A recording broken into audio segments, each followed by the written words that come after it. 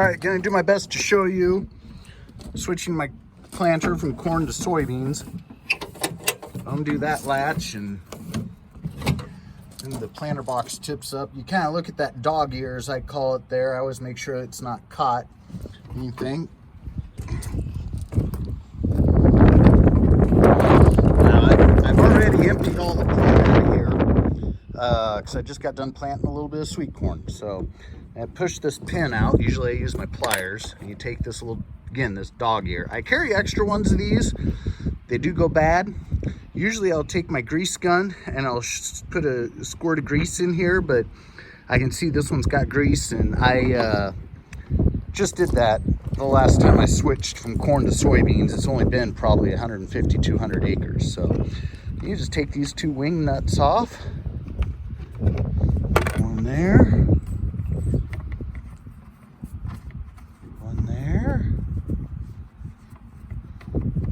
Like I say, I got just a little sweet corn in here, so usually I would try and make sure this is completely empty, but I know as soon as I get done planting the rest of my soybeans, I'm going to switch it back over to corn so that I can plant a little bit more sweet corn. So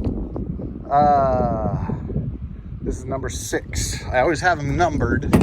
I personally number them. This is 7, and so I need number 6, which I had set right here.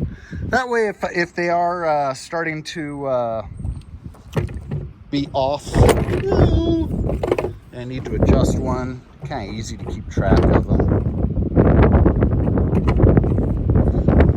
You just slide them back in there.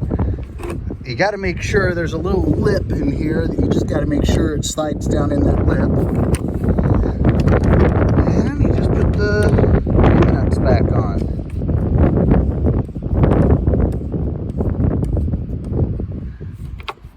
I'm not sure how you do the vacuum planters. I've never had one. I don't know, finger pickup's just pretty simple. You know, there's not much to go wrong. It's not like, I don't know. I mean, there are a lot of moving parts in here, but then you just line that guy up.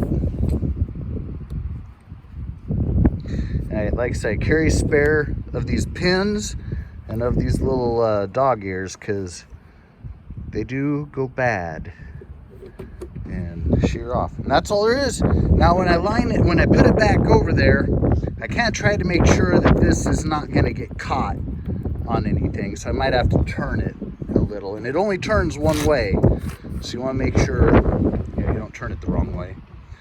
That's it. Hey there. Well, planting the very last field down to about the last 20 acres here, and normally you plant the field, everything's dead. I don't know if you see all these dang weeds out here.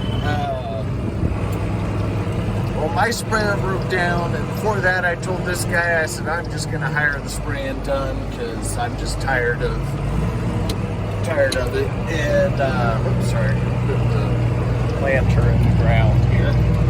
So, the co-op was supposed to be out here 2 weeks ago. I just assumed they came out here. I don't know. And then all of a sudden I show up with the tractor last week on Friday night, and I'm like, son of a gun, what happened? So I got a hold of the co-op, and like, oh, sorry, it fell through the cracks. So we got that yellow purple stuff there is hen bit. I wish this could have gotten sprayed 2 weeks ago, but they said they'd be here Monday, and I called them. I kept calling them because I got here after work, and they said they still weren't here, and they said, we will be there. Sure enough, about 5 o'clock, they showed up, and they got it sprayed. Now, it's a no-no to come out here and plant soybeans that are only Liberty Link. These are not Roundup Ready soy, or 2,4-D. These are not Enlist. So they're not the genetic trait of these soybeans. They are not resistant to 2,4-D. Well, we went ahead and sprayed some 2,4-D on here, so that was Monday, and we're going to get some rain, it sounds like, probably Wednesday afternoon. So we're supposed to be on there for about 7 days, but oh well. Heck, I'm not too afraid. We used to we used to always spray 2,4-D right behind the planter, and never was a problem. So it's just, I think, chemical companies, everybody's covering their butt, wanting to make sure that, you know, for some reason, if that 2,4-D washed down into the soil, the seed, it doesn't kill the germination. So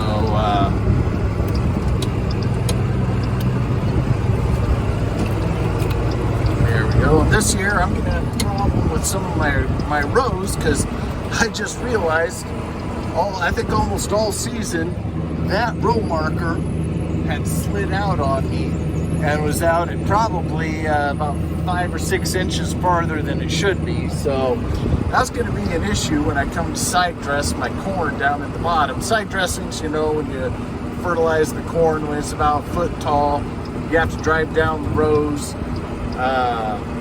Yeah, we'll see how that goes, but hopefully it won't be too bad. So looking forward to it. I still have to do a podcast on all the junk over here.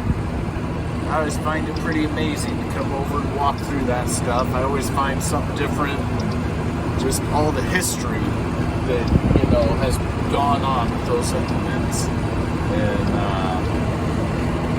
I mean, the stories and everything it has had, and our history of as a nation. And, you know, farmers used to only farm, you know, 200 acres or something. You know, now heck, if you don't farm over 2,000, you're nobody. So, yeah.